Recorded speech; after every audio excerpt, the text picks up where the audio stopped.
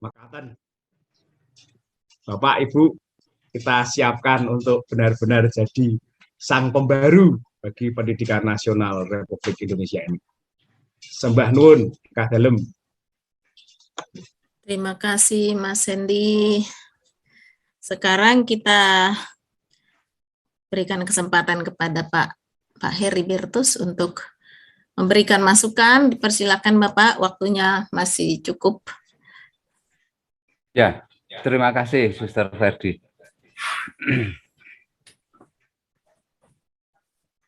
Saya langsung saja ya, yang saya sampaikan tadi secara keseluruhan sudah dibahas oleh Mas Hendy untuk di tiap-tiap sekolah tadi.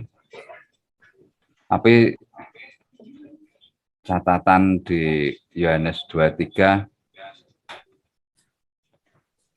saya ingin sedikit bertanya tentang game based learning tadi itu memakai modelnya siapa, Pak Suroto atau Pak Leo yang bisa menjawab?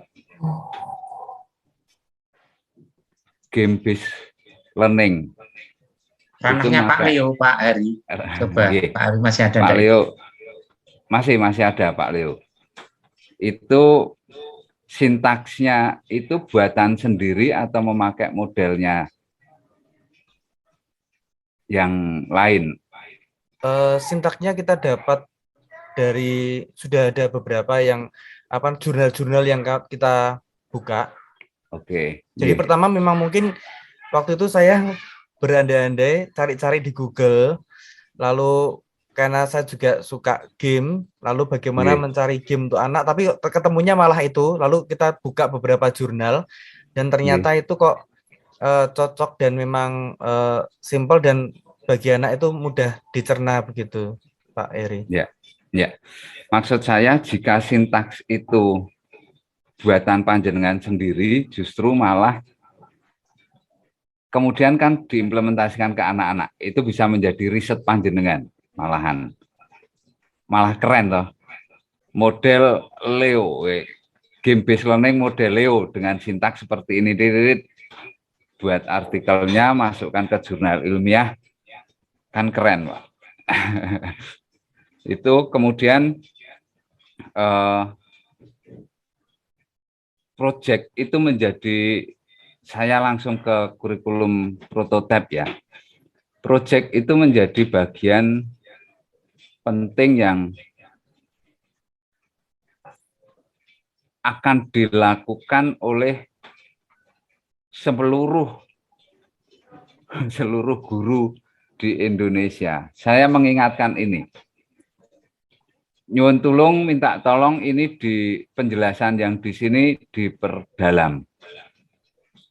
Kemudian ini mengingatkan saja, terus kerangka dokumen kurikulum, perencanaan, ada satu file. Nah, kalau masih ingat, saya pernah menampilkan ini.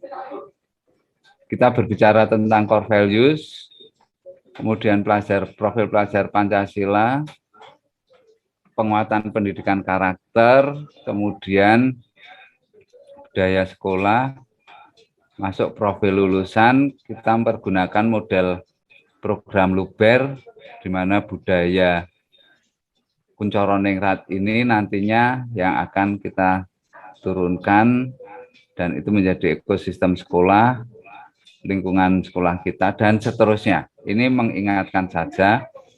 Terus kemudian saya akan bahas yang ini. Ini.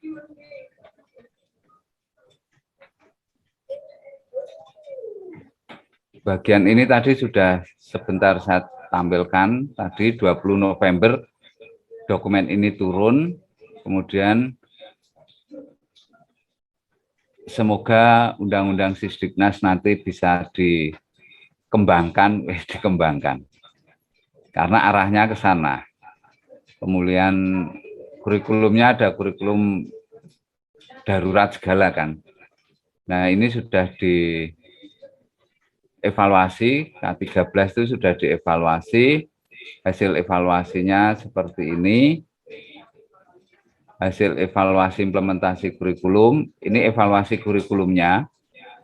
Kemudian evaluasi implementasi, sudah ada juga di dokumen ini. Nanti linknya saya bagikan untuk Bapak Ibu bisa download. Karakteristik kurikulum prototipe ini, kurikulum prototipe melanjutkan arah pengembangan kurikulum sebelumnya. Orientasi holistik. Kurikulum dirancang untuk mengembangkan murid secara holistik. Artinya spiritual, sosial, pengetahuan, keterampilan itu semuanya berjalan bareng. Begitu mencakup kecakapan akademis, non akademis, kompetensi kognitif, sosial, emosional, dan spiritual. Sosial, emosional, spiritual inilah fokus di kurikulum unggul kita. Gitu ya. Kemudian kalau kognitifnya nanti dari pemerintah akan turun. Pak Heri nambah Pak Heri. Nggih, Feder, monggo. Ketambat-tambatan ya. Nggih. Bapak Ibu, terkait emosional ini yang tadi berkali-kali saya tekankan. Kita memberikan pengalaman emosional apa kepada anak-anak? Kalau saya terkait pendidikan karakter ini, akan lebih efektif kalau kita itu memberikan pengalaman positif, pengalaman emosional positif secara komunitas, secara kelompok.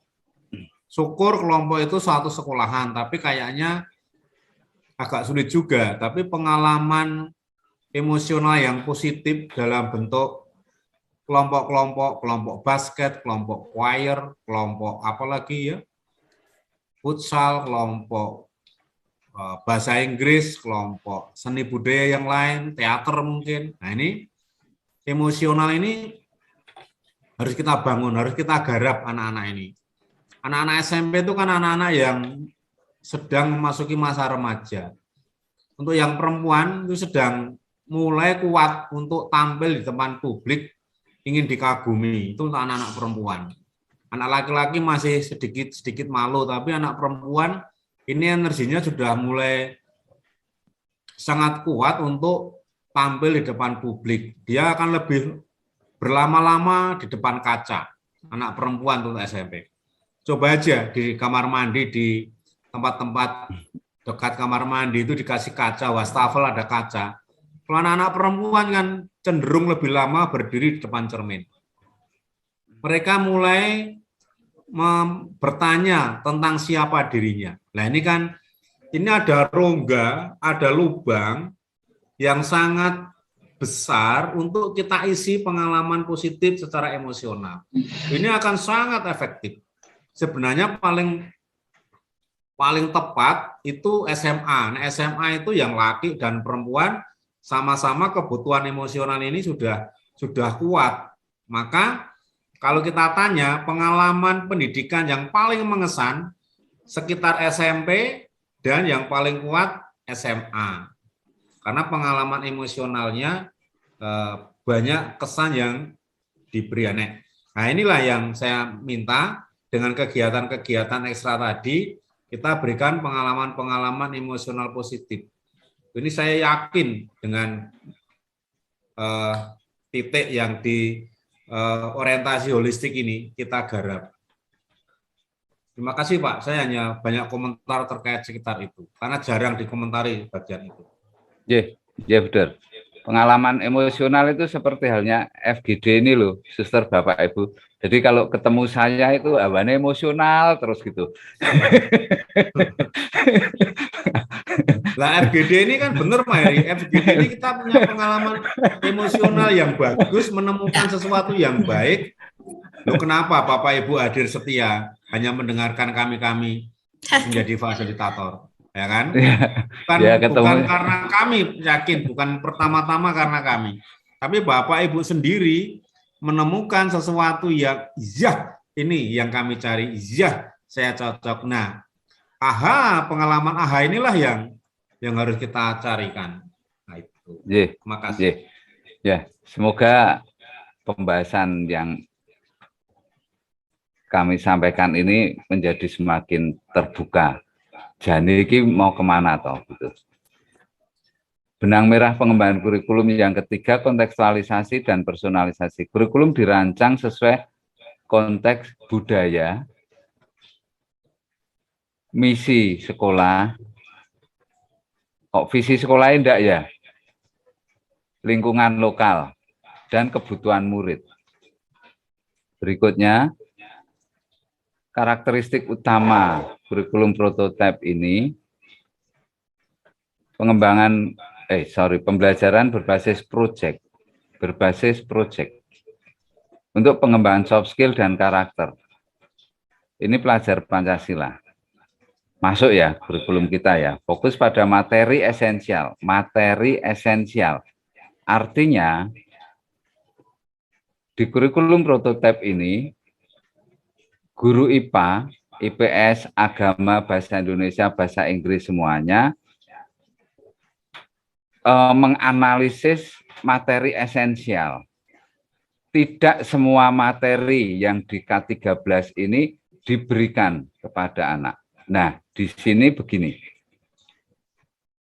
Kepiawaian guru untuk melihat materi esensial. Contoh ya, misalkan saya saat ini mengajar fisika gitu, saya berani mengajarkan cuman satu pokok bahasan mekanika. Sudah saya ambil itu tok. Karena saya bisa mempertanggungjawabkan mekanika ini sangat esensial untuk membentuk pola pikir fisika pada anak. Nah, ini setiap guru nampaknya harus berani dan mampu untuk melihat materi esensial yang harus diajarkan.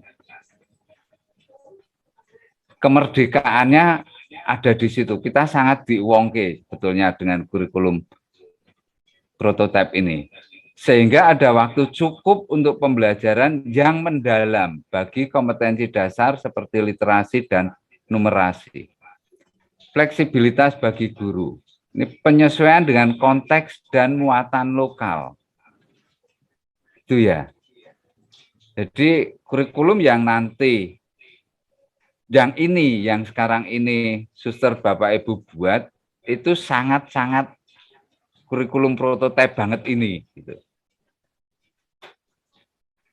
Kemudian karakteristik utama kurikulum prototipe, pengembangan karakter. Saya buat 100% aja biar tambah gede. Oh, gedein lagi 125. Oke. Nah, Bapak Ibu, Suster, Buder, kurikulum 2013 sudah menekankan pada pengembangan karakter, namun belum memberi porsi khusus dalam struktur kurikulumnya. Nah, kita kan sudah memberi porsi khusus ini dengan kurikulum unggul kita. Gitu kan? Oke, kita lebih unggul di sini. Dalam struktur kurikulum prototipe, 20-30% jam pelajaran digunakan untuk pengembangan 20-30% untuk pengembangan profil pelajar Pancasila melalui pembelajaran berbasis proyek. Kita berapa? 100% seluruh mata pelajaran sudah tertekniskan di kurikulum struktur keteladanan itu, struktur teladan itu 100% ya masuk di seluruh mata pelajaran. Kan keren ya. Pembelajaran berbasis proyek penting untuk pengembangan karakter karena melalui pengalaman mengintegrasikan kompetensi esensial yang dipelajari, struktur belajar fleksibel. Terus ini saya lanjutkan terus saja. Nah, Kementerian nanti akan memberikan tema-tema pembelajaran berbasis proyek. Saat ini menyediakan 7 tema utama yang perlu dikembangkan menjadi modul. Modul ini sebetulnya apa? Saya beri pengantar, modul ini mirip dengan RPP. Gitu. Tapi modul ini ada modul ajar, ada modul project. Ada 2 modul ajar itu seperti RPP, modul project ada susunan menyusunnya bagaimana, itu sudah ada di link yang nanti saya bagikan. Nah ini 7 tema utama, entah ini per tahun akan keluar atau bagaimana kita belum begitu tahu. Tahapan project itu tadi saya sudah menuliskan di sini, critical thinking tier, pengenalan.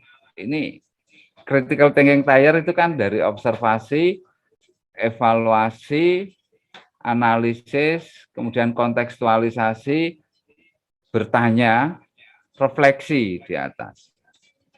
Nah ini pengenalan di awal, di observasi, kemudian pemetaan masalah, analisis, evaluasi, kontekstualisasi. Di sini ada refleksi tertinggi, mirip-mirip. Refleksi menjadi bagian yang utama di pembelajaran kita ke depan.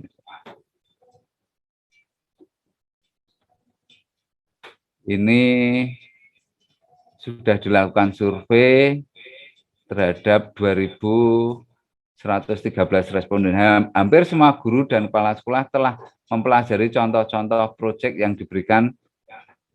Distribusi contoh-contoh proyek sudah dilakukan dengan baik. Mayoritas guru dan kepala sekolah setuju dan sangat setuju bahwa contoh-contoh yang diberikan membantu mereka dalam merancang proyek. Fokus pada materi esensial. Nah, pembelajaran yang mendalam. Kemudian berikutnya, materi yang terlalu padat akan mendorong guru untuk menggunakan ceramah satu arah. Betul, yang kita lakukan selama ini. Saat saya dulu jadi guru ya. Terus kurikulum prototipe berfokus pada materi esensial di tiap mata pelajaran untuk memberi ruang waktu bagi pengembangan kompetensi, terutama kompetensi mendasar seperti literasi, numerasi secara lebih mendalam. Ini dari kurikulum darurat, asesmen dan sebagainya. Saya tidak bahas yang ini, saya teruskan. Nah, ini suster, Bapak, Ibu, Buder, dulu yang kita kenal dengan kompetensi dasar banyak banget seperti ini. Kemudian nanti yang akan dibuat di kurikulum prototipe ini adalah terminologi capaian pembelajaran. Dan capaian pembelajaran itu deskriptif panjang-panjang seperti ini. Tentunya di dalam mendeskripsikan ini ranah afektif, psikomotorik, kognitif itu masuk ya. Tidak hanya sekedar mendeskripsikan, tetapi kalau itu di bagian kognitif ya matrik taksonomi Bloom-Anderson itu ya kita pergunakan untuk merumuskan deskripsi capaian pembelajaran ini. Capaian pembelajaran ditulis dalam paragraf yang utuh dan mudah dipahami sebagai satu kesatuan. Kemudian fleksibilitas perancangan kurikulum sekolah dan penyusunan rencana pembelajaran ini.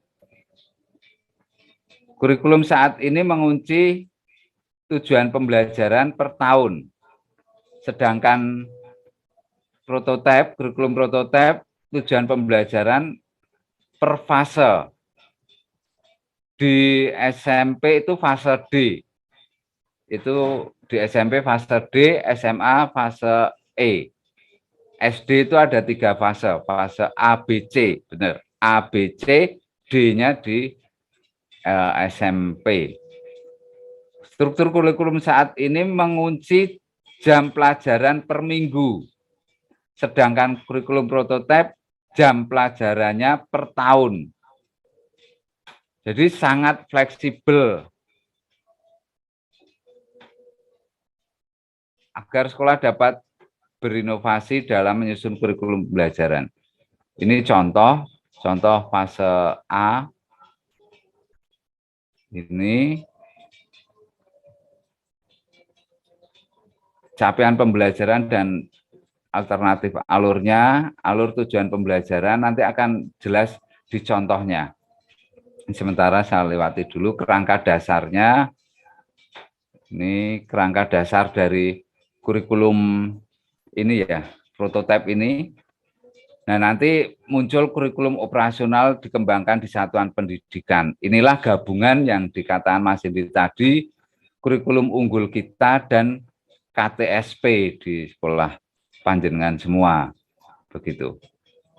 Terus struktur kurikulumnya yang SMP pembelajaran berbasis proyek itu 3 kali dalam setahun minimal 3 kali dalam setahun harus ada proyek setiap mata pelajaran. Kemudian SMA itu nanti ke depan membuat isi ilmiah sebagai syarat kelulusan. Nah, Bapak Ibu, Suster, Buder, apa yang kita dapatkan di FGD ini tentang naskah akademik, bagaimana harus ada citasi, catatan kaki, tularkanlah ini kepada anak-anak kita. Saat mereka lulus SMP, mereka akan siap untuk membuat isi ilmiah, minimal membuat catatan kaki, membuat citasi, dan kerangka berpikir tulisan ilmiah. Gitu. Nah, di situ nanti anak-anak kita pada saat masuk SMA ini akan kelihatan lebih unggul di bagian menulis isi ilmiah ini. Ini struktur mata pelajarannya. Nah, setiap mata pelajaran ini kan ada alokasi proyek per tahun dan seterusnya. Ini dulu pernah, yang SMP pernah saya tampilkan waktu itu. Yang SMA, ini bagus banget ini. Ani ingin kuliah kedokteran. Berikut mata pelajaran yang ia ambil di kelas 11 dan kelas 12. Yang Wayan masih menimbang apakah ia kuliah bisnis atau teknik sipil. Pelajaran wajibnya di sini. Sama. Yang beda ini seni musik, yang ini seni teater. Kemudian Ani pengen ke kedokteran, ambilnya biologi, kimia, kelompok IPS-nya ambil sosiologi, bahasa ambil. Yang Wayan, teknik sipil dikuati di fisika, matematika peminatan, sama mau kuliah bisnis, dia ambil ekonomi, geografi. Ini yang SMA nanti larinya ke sana. Gitu. Sebetulnya dulu 2013 juga mau konsep seperti ini, tetapi ada banyak kesulitan-kesulitan.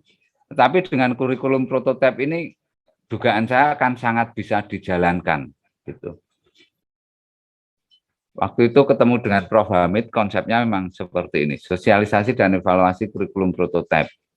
Itu dihadiri KWI ikut, kemudian Sanata Dharma juga ikut ke evaluasi tersebut. Sebagian guru masih memerlukan peningkatan, ini judulnya, evaluasi kerangka dan struktur kurikulum prototipe. Sebagian guru masih memerlukan peningkatan kapasitas. Seperti yang dikhawatirkan Pak Damar tentang kurikulum kita ini, sama Pak, negara juga sama. Untuk memahami capaian pembelajaran di dalam kurikulum prototipe. Salah satunya itu. Terus, kemudian respon positif terhadap kurikulum prototipe. Ini nanti dugaan saya tetap dijalankan ini. Terus ini contoh yang sudah dijalankan di SD mana ini tadi, TK Kota Bitung, Sulawesi Utara. Tadi ada dari Maria Goretti kalau nggak salah, pembelajarannya banyak di ruang di luar dan sebagainya. Ini kurikulum prototipe banget Ibu. Tapi memang harus bertanggung jawab dan harus pembelajarannya harus didesain ya. Didesain ya, jangan sampai kesel, males sih meh mulang. Anak-anak yuk keluar. Itu kasih tugas. Terus kemudian anak-anak suruh mencari sendiri. Dulu saya gitu soalnya. Ini beberapa contoh kurikulum prototipe yang sudah dijalankan, termasuk ini berkunjung ke rumah adat, tokoh adat, ini ada kata transformasi, dan seterusnya. Nah, saya mau tampilkan yang, bentar, assessment tadi mana ya? Nah ini, paparan webinar.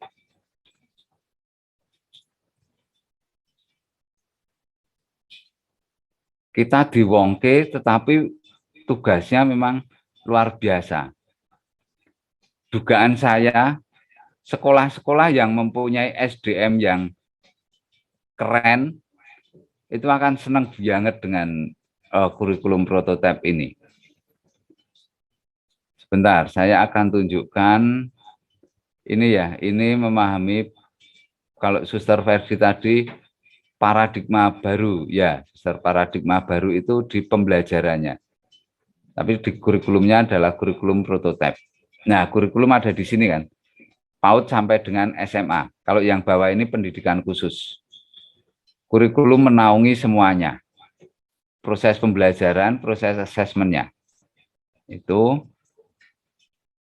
pada jenjang PAUD, SD, SMP, SMA, dan SMK, asesmen diagnostik juga dilakukan. Asesmen diagnostik, nanti pertama kali melakukan asesmen diagnostik. Saya pernah menyampaikan tentang bagaimana membuat evaluasi keteladanan ini, misalkan dengan MBTI, dengan kuesioner multiple intelligence, terus kuesioner gaya belajar. Ini merupakan sebagai sebuah contoh juga. Profil pelajar Pancasila, kita bahas itu terus masuk. Bagaimana profil pelajar Pancasila dibangun di satuan pendidikan dasar dan menengah. Ini dibangun dalam keseharian dan dihidupkan dalam diri setiap individu peserta didik melalui budaya sekolah. Kita mau membentuk budaya sekolah, pembelajaran intrakurikuler, proyek penguatan profil pelajar Pancasila maupun ekstrakurikuler. Ini ada intrakurikuler, ada ekstrakurikuler, budaya sekolah. Lah, iklim sekolah, kebijakan, pola interaksi dan komunikasi, serta norma yang berlaku di sekolah. Ini itu kan mengasumsikan bahwa sekolah itu mempunyai sebuah norma yang berlaku, iklim sekolah dan sebagainya. Lah, tapi untuk menciptakan sebuah iklim sekolah, sebuah norma yang berlaku berdasarkan nilai-nilai keutamaan yang diugemi, itu kan belum tersentuh gitu. Maka kurikulum unggul yang sedang kita buat itu, ini perannya sungguh sangat luar biasa. Kita mau membentuk ekosistem sekolah, bentuklah dengan cara ya kurikulum unggul kita itu. Bahagia ya, Suster, Bapak, Ibu.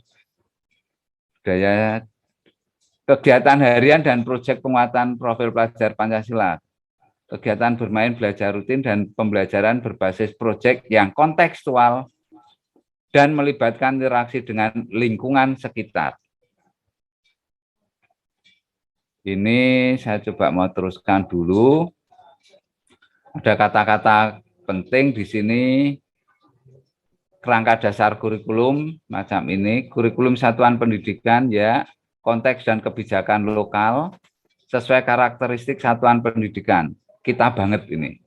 Eksplorasi lingkungan sekitar. Terus struktur kurikulum ini di PAUD antara kegiatan harian dan proyek penguatan profil pelajar. Tidak ada perbedaan pembagian jam. Keduanya melebur dalam intrakurikuler. Ini PAUD. Di tempat kita struktur kurikulumnya kementerian dengan nilai-nilai kita leburkan di dalam intrakurikuler. Cocok, pas. 3 elemen dalam capaian pembelajaran, nilai agama dan budi pekerti. Dulu sih namanya mata pelajaran agama dan budi pekerti toh. Terus sekarang muncul ada istilah nilai. Anak mengenali dan mempraktekkan nilai. Terus mengamalkan nilai-nilai dan ajaran agamanya. Bayang pun, kita sudah menggali ini semuanya. Kita kan sudah siap artinya. Interaksi dengan sesama dan alam. Bangga terhadap identitas. Mas Hendy yang nggak punya identitas saja bangga, apalagi yang punya identitas. Keluarganya, latar belakang budayanya. Kan yang kita gagas banget toh ini, gitu kan. Mengembangkan sikap peduli dan tanggung jawab dalam pemeliharaan alam, lingkungan, fisik, dan sosial. Ini kalimat kata-kata yang saya temukan yang itu kita banget gitu loh. Terus saya itu sering mendengar kata scaffolding di POP ini, itu ada siapa yang sering mengatakan ini nggak tahu. Muncul kata itu. Alur tujuan pembelajaran dan modul ajar sebagai dokumen rencana pembelajaran. Ini Bapak Ibu. Capaian pembelajaran memuat sekumpulan kompetensi dan lingkup materi yang disusun secara komprehensif dalam bentuk narasi.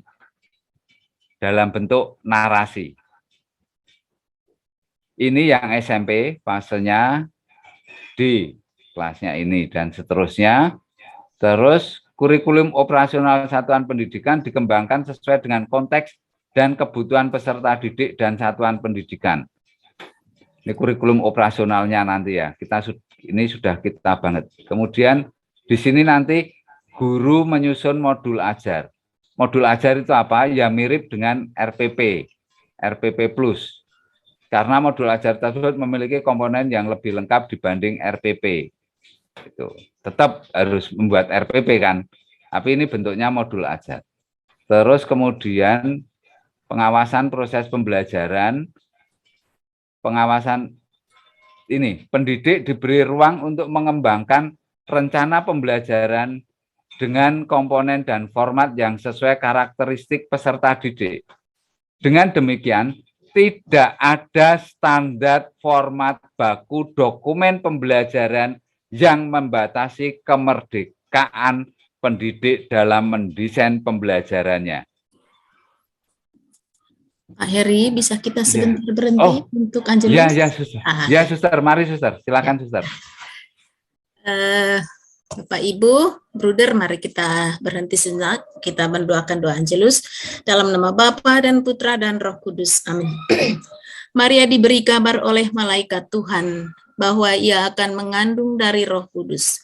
Salam Maria, penuh rahmat, Tuhan sertamu. Terpujilah engkau di antara wanita dan terpujilah buah tubuhmu Yesus. Santa Maria Bunda Allah, doakanlah kami yang berdosa ini, sekarang dan waktu kami mati. Amin. Aku ini hamba Tuhan, terjadilah padaku menurut perkataanmu. Salam Maria, penuh rahmat, Tuhan sertamu. Terpujilah engkau di antara wanita dan terpujilah buah tubuhmu Yesus. Santa Maria Bunda Allah, doakanlah kami yang berdosa ini, sekarang dan waktu kami mati. Amin. Sabda sudah menjadi daging dan tinggal di antara kita. Salam Maria, penuh rahmat, Tuhan sertamu. Terpujilah engkau di antara wanita dan terpujilah buah tubuhmu Yesus. Santa Maria Bunda Allah, doakanlah kami yang berdosa ini, sekarang dan waktu kami mati. Amin. Doakanlah kami ya Santa Bunda Allah, supaya kami dapat menikmati janji Kristus. Marilah berdoa. Ya Allah, karena kabar malaikat kami mengetahui bahwa Yesus Kristus Putramu menjadi manusia, curahkanlah rahmat-Mu ke dalam hati kami, supaya karena sengsara dan salibnya, kami dibawa kepada kebangkitan yang mulia, sebab Dialah Tuhan pengantara kami. Amin. Dalam nama Bapa dan Putra dan Roh Kudus. Amin. Mari Pak, silahkan dilanjutkan. Baik, saya minta waktu sedikit lagi ya. Iya Pak. Sudah hampir kok. Nah, makanya begini, Suster, Bapak, Ibu, Buder semuanya. Pada saat kita diminta format dokumennya seperti apa, Mas Hendy berkali-kali dihubungi berapa banyak orang dan juga teman-teman kepala sekolah. Lah formatnya mana, enggak ada dan sebagainya. Ya kami tetap bilang enggak ada, udah toh. Buatlah itu semuanya dengan kemerdekaan suster Bapak Ibu. Nanti ada hal yang ngeri lagi karena assessment setiap guru bisa berbeda-beda caranya. Ini saya tunjukkan ya. Jadi rapot nanti lah piye wong setiap guru asesmennya beda-beda kok. Rapot enggak dipakai nanti. Ini nganu apa namanya? Alur berpikir yang pertama menganalisis capaian pembelajaran, menyusun tujuan pembelajaran, alur tujuan pembelajaran. Materi esensial perlu dirumuskan oleh setiap guru mata pelajaran, kemudian membuat analisis capaian pembelajaran, terus tujuan pembelajaran, alur tujuan pembelajaran, dan seterusnya. Ini nanti masuk. Ini perencanaan dan pelaksanaan pembelajaran dan asesmen intrakurikuler. Setiap mata pelajaran itu melakukan ini, kemudian perencanaan, pelaksanaan, dan pengelolaan asesmen diagnostik. Asesmennya juga dibuat sendiri oleh gurunya, satu guru dengan guru lain berbeda. Ini saya lanjutkan. Nah, ini tadi yang atas, udah yang ini. Menganalisis capaian pembelajaran. Membuat capaian pembelajaran itu seperti ini ke depannya nanti. Panjang. Kemudian pada fase B itu kelas 3 dan kelas 4, kelas 3-nya intinya ini yang akan ini merumuskan tujuan pembelajaran dan alur. Alur tujuan pembelajarannya ini. Karena kan 2 tahun kan. 2 tahun awal fase B kelas 3 tujuan pembelajaran 31, 32, 34 dan seterusnya akhir fase B. Terus awal fase B kelas 4, akhir fase B kelas 4, baru kelihatan capaian pembelajaran di fase B. Fase D yang SMP, ya 3 tahun. Setiap mata pelajaran nanti akan kelihatan alur tujuan pembelajarannya. Begitu. Ini komponen, ini modul yang dikatakan modul ajar tadi. Komponen modul ajar, informasi umum, komponen inti, lampiran, refleksi peserta didik dan pendidik. Refleksi harus ada di sini, di modul ajar. Tidak semua komponen di atas wajib tercantum dalam modul ajar yang dikembangkan oleh pendidik. Dikembangkan oleh pendidik. Pendidik di satuan pendidikan diberi kebebasan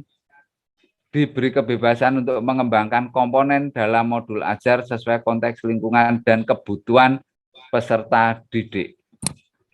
Keren ya, kita dimanusiakan sebagai seorang guru. Dan ini sudah kita gagas di POP kita. Contoh cuplikan modul ajar, semacam ini modul ajarnya. Contoh cuplikannya. Ini modul ajar dalam bentuk lain. Nanti akan bisa berbeda-beda.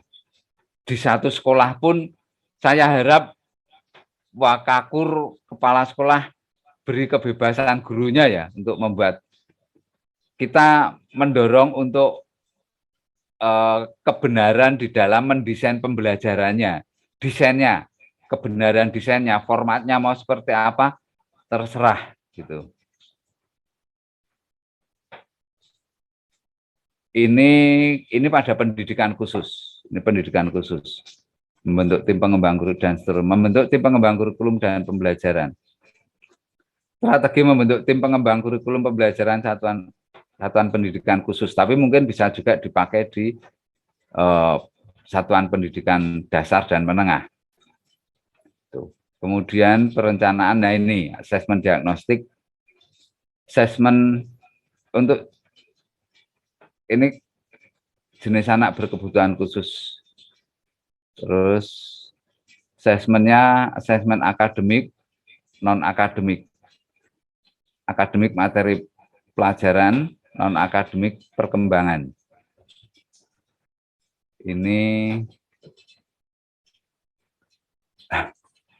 tahapan asesmen diagnostik, menetapkan jenis asesmen, menyusun instrumen, melaksanakan asesmen, menganalisis data, dan seterusnya. Profil peserta didik, apa yang telah dan belum dikuasai, serta dibutuhkan peserta didik. Ini sekarang masuk di sini, capaian pembelajaran memuat sekumpulan kompetensi dan lingkup materi yang disusun secara komprehensif dalam bentuk narasi. Ini fase D, ini SMP, kelas 7 sampai kelas 9. Terus saya mau masuk ke ini. Contoh hasil pemetaan capaian pembelajaran ke dalam tujuan pembelajaran dan alur tujuan pembelajaran. Lakukan asesmen diagnostik terlebih dahulu. Kemudian buat capaian pembelajaran di setiap mata pelajaran, tujuan pembelajarannya dibuat, alur tujuan pembelajaran. Fase D berarti itu kelas 7 sampai kelas 9. Nah, ini sekolah membuat sendiri semuanya. Gitu. Program pembelajaran individual, saya coba teruskan. Contoh program pembelajaran individual, mengembangkan modul ajar. Contoh cuplikan modul kelas 7 fase D, profil pelajar Pancasila di sini muncul, nanti bisa juga dimasukkan nilai, inti, keutamaan, filosofi budaya yang mau dimasukkan di sini. Asesmen sumatif, indikator asesmen sumatif, ini membuat sendiri. Guru membuat sendiri. Prinsip asesmen. Terus saya mau tunjukkan yang ini, bentar, paradigma assessment. Ini, keleluasaan dalam menentukan waktu pelaksanaan assessment. Pendidik memiliki keleluasaan dalam menentukan waktu pelaksanaan assessment formatif dan sumatif. Pendidik memiliki keleluasaan. Waktu assessmentnya terserah mau dilakukan kapan. Terus keleluasaan dalam menentukan teknik dan instrumen assessment. Pendidik memiliki keleluasaan dalam merencanakan dan menggunakan teknik dan instrumen assessment.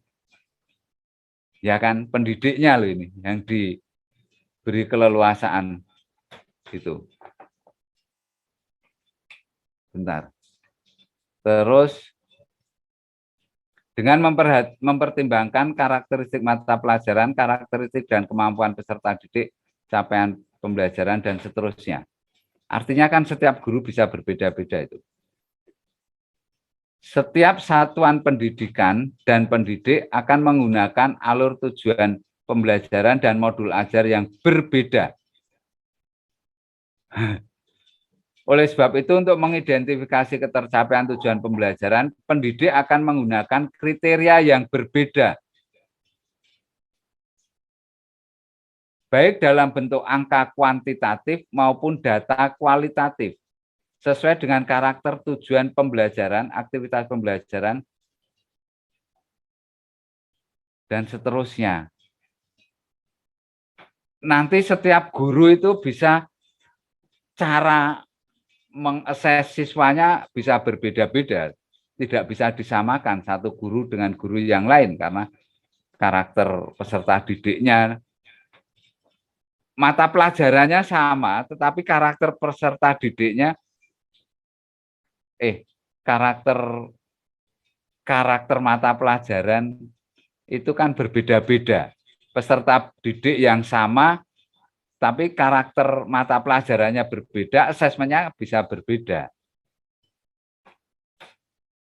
Kriteria ketercapaian tujuan pembelajaran berfungsi untuk merefleksikan proses pembelajaran dan mendiagnosis tingkat penguasaan kompetensi peserta didik.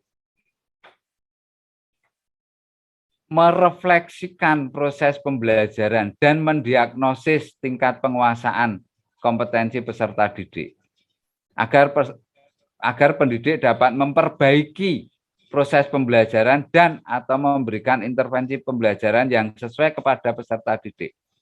Ini dikembalikan ke roh formatif test. Formatif test itu sebetulnya untuk melihat form itu bentuk pembelajaran yang saya berikan ke siswa, feedbacknya bisa diterima siswa atau tidak. Tetapi ini bergeser menjadi ulangan harian yang menjadi penilaian begitu. Formatif itu dulu tujuannya untuk mencari bentuk. Apakah pembelajaran saya sudah benar atau enggak? Capaian pembelajarannya kecekel atau enggak? Begitu, ini dikembalikan ke konsep formatif beneran ini. Terus ini, keleluasaan dalam menentukan kenaikan kelas. Pendidik dan satuan pendidikan diberikan keleluasaan untuk menentukan kriteria kenaikan kelas dengan mempertimbangkan laporan kemajuan belajar. Laporan kemajuan, ini sebuah proses. Tidak hanya sekedar rapot, tetapi laporan kemajuan belajar. Kemudian yang kedua, laporan pencapaian proyek profil pelajar Pancasila. Laporan pencapaian.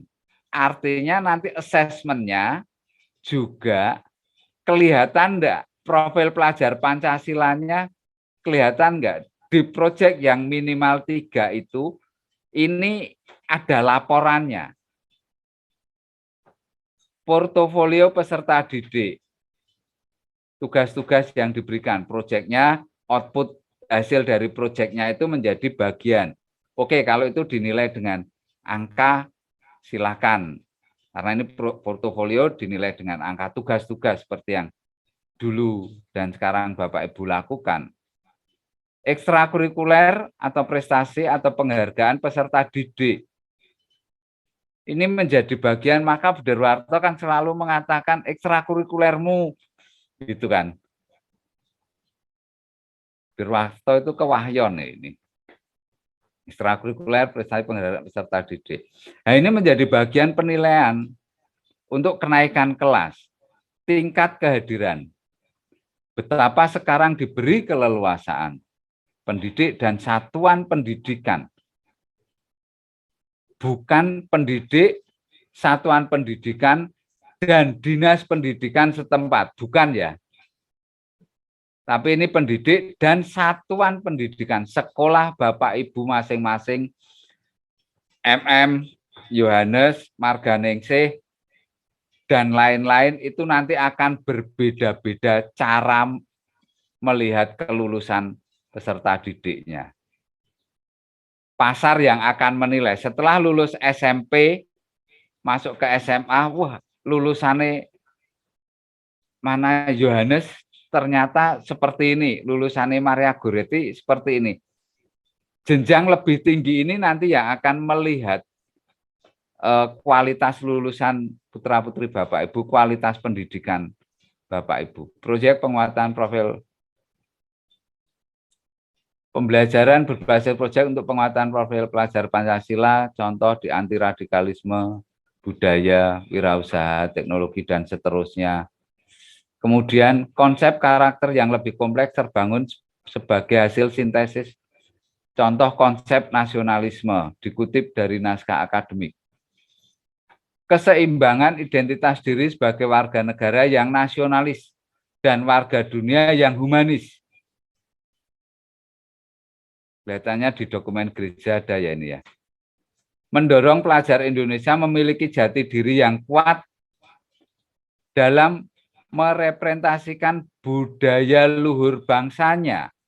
Budaya luhur bangsa dimulai dari atau dibentuk dari budaya-budaya lokal.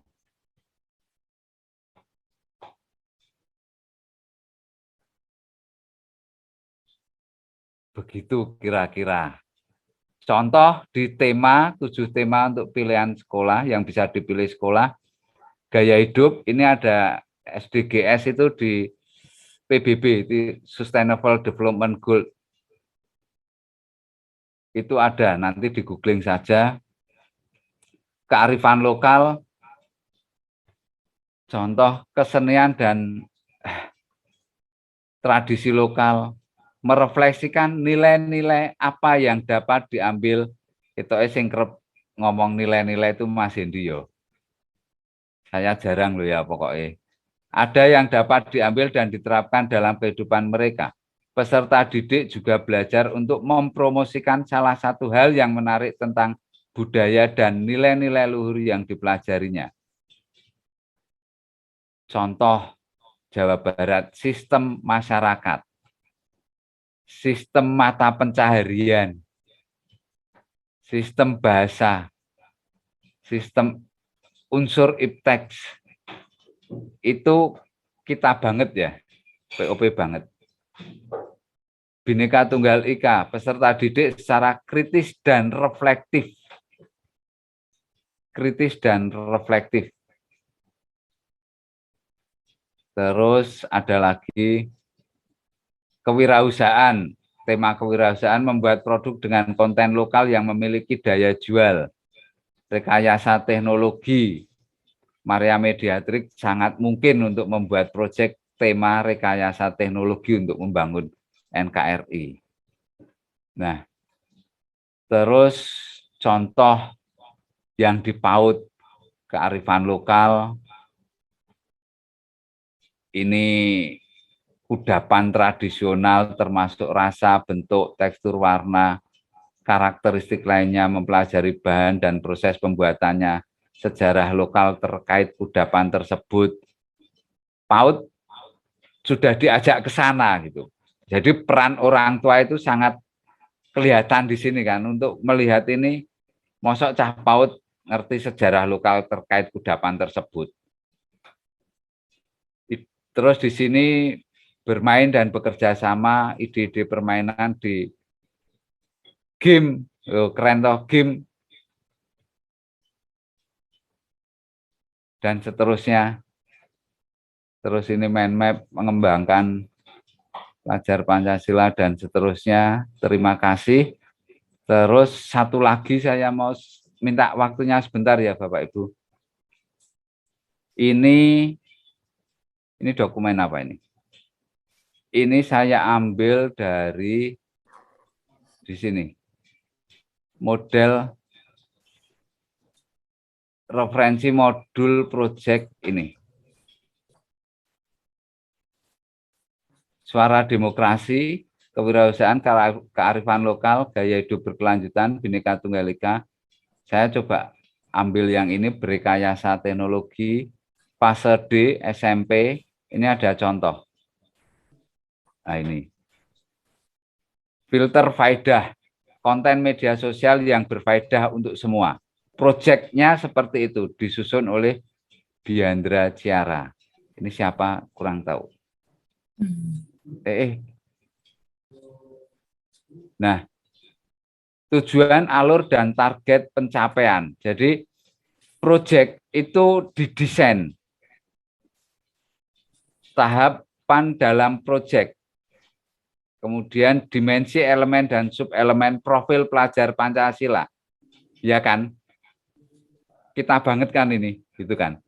Dimensi elemen profil pelajar Pancasila, perkembangan subelemen antar fase, referensi. Artinya apa?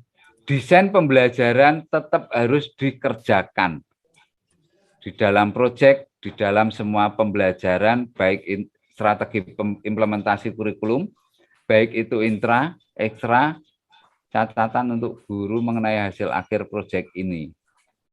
Ini ada filter faedah, rangkaian kegiatan, tahap pengenalan, definisi. Guru membuat ini. Ini contoh lembar refleksi 1A. Menurut kamu, masalah apa Ini sebagai refleksi kegiatan apa saja yang akan kita lakukan dalam proyek ini. Jadi tetap ada tuntunan. Nah itu mari kita refleksikan apakah tugas-tugas yang kita berikan kepada anak kita itu sudah project based learning banget gitu. Atau hanya sekedar diberi tugas kemudian anak mengerjakan tugas tanpa mengikuti sintaks project based learning gitu. Ini masih panjang.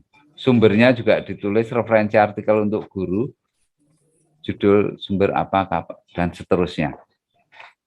Begitu Suster, mohon maaf kalau agak panjang, tapi nampaknya ini kita sudah siap sebetulnya.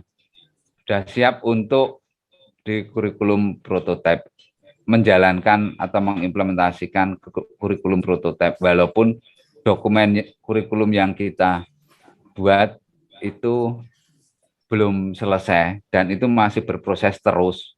Mungkin 6 bulan, 7 bulan, 10 bulan. Bagi Suster, Bapak, Ibu, Kepala Sekolah, Instruktur semuanya, ini bisa dipakai untuk bekal IHT.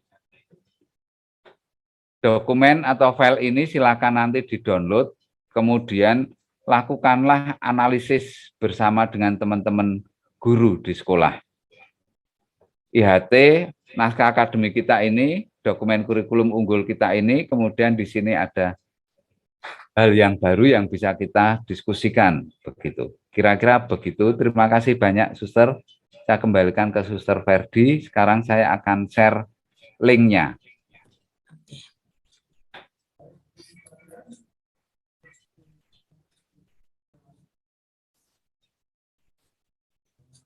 Mari, Suster. Silakan, Suster. Oh ya, saya pikir ya. Tunggu. Baik Pak Heri, terima kasih atas tentu ada kita Bapak Ibu kita dapat informasi baru yang kiranya akan membantu kita dalam melanjutkan desain kurikulum kita. Terima kasih kepada Pak Heri, terima kasih kepada Mas Hendy dan juga Bruder Warto yang telah membekali kami lebih banyak lagi pada sore hari ini, para Bapak dan Ibu di dalam melanjutkan pembenahan mereka dalam desain kurikulum yang kita lakukan di program PUP kita di konsorsium kita, konsorsium Ismaya. Kita berharap bahwa kita masih punya energi yang cukup untuk terus berjuang menyelesaikan tugas kita. Para narasumber kita luar biasa. Dari pagi sampai sore sudah berapa hari mereka hampir satu bulan ini ya, dari yang pagi sampai sore mereka terus bekerja dan kita semua dalam keadaan sehat. Semua itu saya pikir juga menjadi cambuk untuk kami para peserta, Pak Heri dan Mas Hendy dan Bruder Warto, karena Suster, ya Pak. Suster, ya, saya Pak. mau tunjukin. Oke, Pak. Saya juga sedang memetakan itu kurikulum. Saya sedang menganalisis juga. Oke, Bapak. Nampaknya memang mari bersama-sama bareng, karena baru kemarin saya dapat, terus segera saya coba untuk menganalisis semuanya. Begitu, Suster. Lalu terima kasih, Suster, maaf. Apakah itu nanti hasilnya juga akan dibagikan kepada kami, Pak? Boleh deh, boleh. Ya, Suster. Ya, Bapak, dengan senang hati. Akan cepat selesai ya, Suster. Oke, Pak. Ya, kita doakan Bapak Ibu ya. Tugas kita mendoakan Pak Heri supaya inspirasinya terus muncul untuk membantu kita. Baik, ini memang waktu kita sudah sampai hampir 6:30 ya Bapak Ibu, tetapi saya pikir kita semua masih tetap bersemangat. Ini sesuatu yang sangat kita syukuri, sehingga meskipun sampai jam-jam begini, kita masih memperoleh sesuatu yang bisa kita gunakan untuk perjalanan kita di dalam mengembangkan, dalam mendesain kurikulum kita. Saya sudah sangat hati-hati mengembangkan dan mendesain. Saya harus dengan istilahnya ya, pilihan katanya harus tepat, bukan mengembangkan tetapi mendesain kurikulum ya Pak Heri ya. Oke, Bapak Ibu, Bruder ini adalah hari terakhir kita FGD. FGD 2, nanti memang masih ada coaching.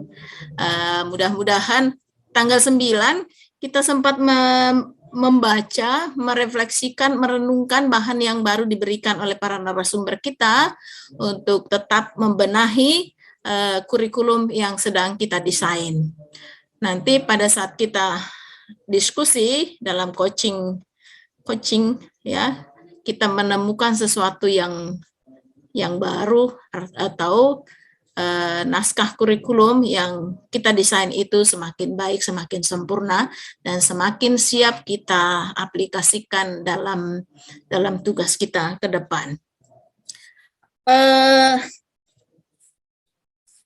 Untuk nanti saya ingin mengingatkan kita bahwa naskah akademik itu paling lama kita sudah kumpulkan tanggal 9 Desember, naskah akademik. Kemudian draft kurikulum kita memang di Google Classroom sepertinya diminta itu kita kumpulkan tanggal 24 Desember, tapi karena ada lebih awal minta pertanggungjawaban kelihatannya seperti yang disampaikan oleh Pak Dhani kemarin, maka sangat diharapkan bahwa kita bisa mengumpulkan sebelum atau paling lama tanggal 18 Desember. Begitu ya Bapak Ibu, dan masih ada juga tugas kita, saya lihat di grup kepala sekolah atau instruktur ada permohonan dari sekretariat kita untuk mengisi evaluasi pelaksanaan FGD kita. Mudah-mudahan kita sudah melaksanakannya. Ini untuk membantu sekretariat kita juga seperti yang dikatakan Pak Hendy tadi juga kan. Itu penting kita berikan apa yang dibutuhkan oleh konsorsium kita. Kemudian pertanyaan saya Pak Heri Mas Hendy Derwarto, kan kalau saya lihat di lembaran undangan untuk IHT kita itu dikatakan di sana bahwa fasilitator itu akan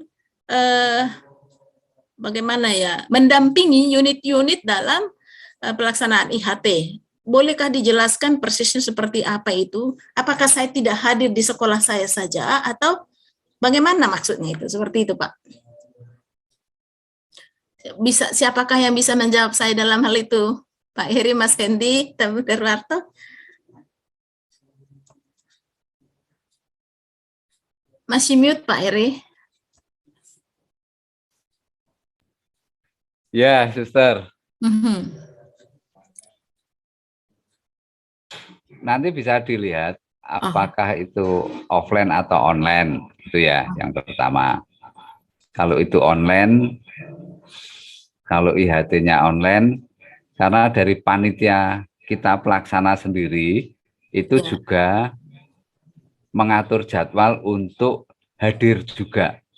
Kami akan dibagi. Oke. Di panitia ini akan dibagi siapa hadir di sekolah mana, gitu. Oke, baik. Jika itu online, kita nanti akan minta link Zoom atau link apapun untuk bisa online. Tapi jika itu offline, mungkin dengan cara video call dengan kepala sekolah atau instruktur, kemudian menyapa teman-teman guru yang sedang melakukan IHT, gitu, Suster. Kemudian kalau Suster Ferdi ya prinsip sama. Misalkan di sini di Semarang ini ada yang online, kemudian Suster bisa masuk, menyapa, kemudian memberi penguatan. Kan ada banyak sekolah ya, nanti Suster kan muternya satu-satu di sekolahan itu. Kalau online, ya dibagi saja, Suster. Bagi saja. Gitu. Di sekolah Suster sendiri juga tentunya Suster harus hadir kan itu. Iya, betul Pak. Ya, dibagi. Kami dari panitia juga menyapa semuanya, nanti ada petugas-petugasnya masing-masing. Begitu, Suster. Oke, baik. Terima kasih Pak Eri atas jawabannya. Masih adakah sesuatu yang penting sekali kita tanyakan kepada narasumber kita? Karena nanti kita nggak ada lagi narasumber pada saat kita coaching, lalu kita sudah akan masuk ke IHT. Apakah masih ada Bapak Ibu? Atau sudah cukup?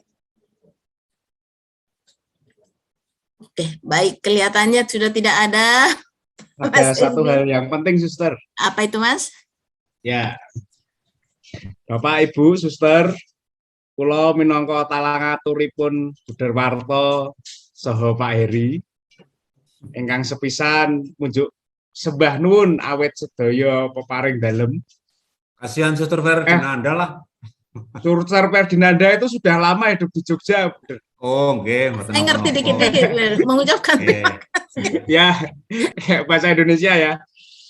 Kami semua berterima kasih Bapak, Ibu, Suster, Buder atas persaudaraan yang boleh kita alami di tempat ini meskipun secara virtual, tetapi esensi dari virtual ya.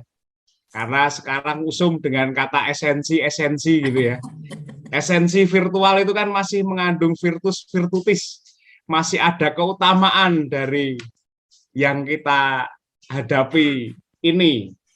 Layar yang di depan mata saya, Bapak Ibu panjenengan itu juga merepresentasikan kehadiran kita.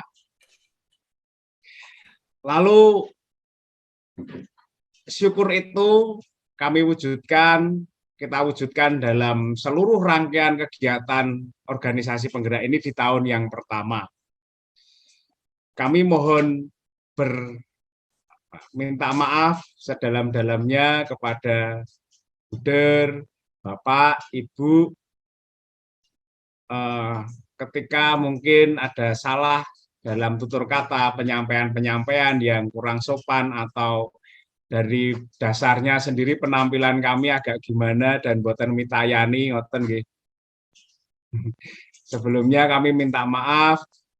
Lalu yang ketiga selanjutnya saya deg-degan nih, saya grogi kalau ngomong seperti ini, Bapak Ibu. Yang ketiga, terima kasih banyak ya.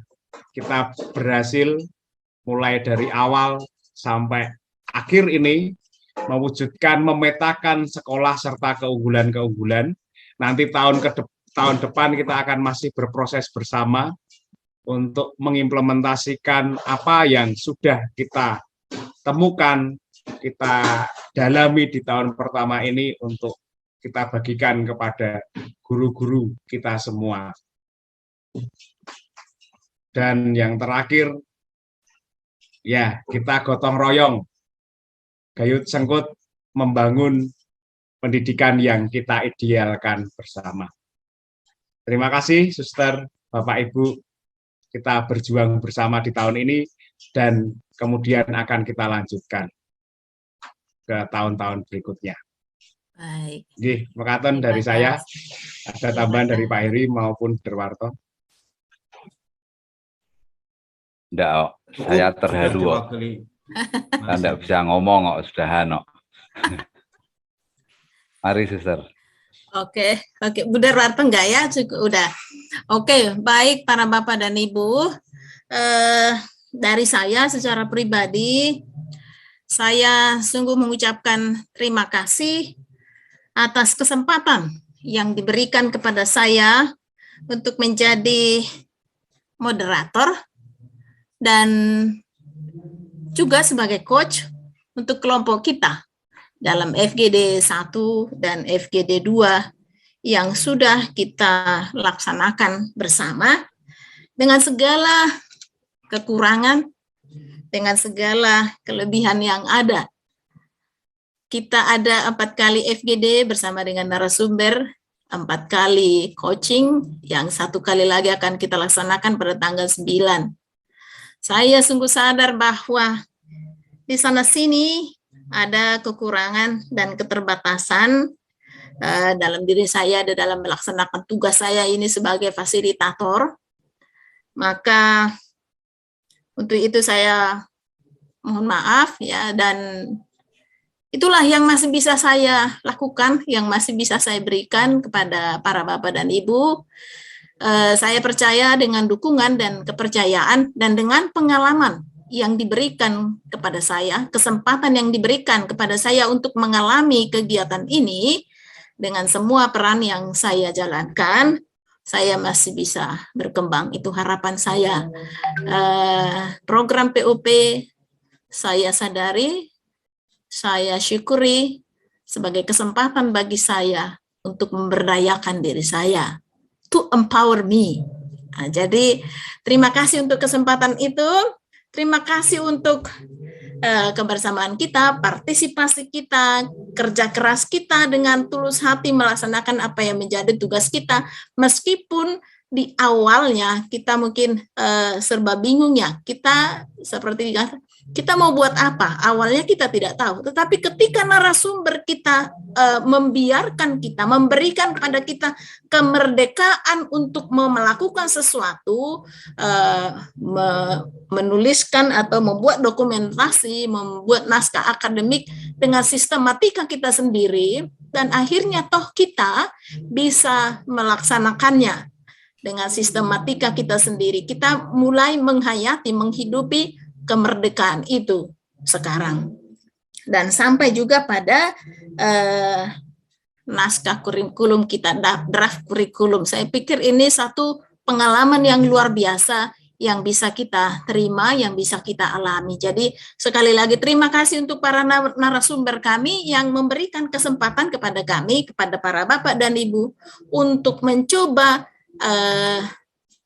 melakukan sesuai dengan kemampuan, sesuai dengan ya apa yang muncul dalam ide, dalam pikiran, dalam gagasan kami. Mudah-mudahan ke depan tentunya pengalaman ini katanya menjadi guru yang bijaksana, ini juga kita berikan, kita imbaskan kepada orang-orang yang akan bekerja dengan kita di sekolah kita bersama para Bapak dan Ibu guru, tentunya juga dengan para siswa kita sebagai subjek layanan kita. Jadi sekali lagi terima kasih untuk kita semua atas kehadiran kita, atas partisipasi kita, atas kegembiraan, atas harapan yang boleh kita bagikan bersama pada saat kita mengikuti FGD ini. Baik, saya pikir demikian dari saya. Selanjutnya saya kembalikan waktu ini kepada Pak Dani dari Pak Dani ya, yang jadi MC kita pada hari ini, tapi belum open cam. Tadi saya habis koordinasi dengan panitia teman-teman untuk membantu menyiapkan IHT, masih pada sibuk, Suster. Ditutup aja, mungkin kelupaan. Saya tadi begitu. mundur sebentar karena koordinasi untuk persiapan IHT teman-teman, nanti kami share. Oke. Ya, langsung tutup saja. Oke, baik. Terima kasih, Bruder. Maka pada sore hari ini untuk menutup kegiatan kita, FGD kita, kami mohon kesediaan Ibu Lili untuk memimpin doa kita, Bu. Boleh? Oke. Mari, Bruder, Suster, Bapak, Ibu, kita akhiri dalam doa. Dalam nama Bapa, Putra, dan Roh Kudus. Amin. Bapa yang Maha Kasih, kami bersyukur dan berterima kasih Engkau memberikan kami kesehatan, Engkau memberikan kami semangat, hingga kami bisa menghasilkan jerih payah kami selama ini bersama narasumber, bersama teman-teman untuk merumuskan sebuah naskah akademik. Perjalanan kami masih panjang, maka kami mohon pendampingan-Mu agar apa yang sudah kami mulai nanti kami selesaikan dengan baik. Dan semuanya ini kami persembahkan untuk kemuliaan nama-Mu hari ini dan sepanjang segala abad.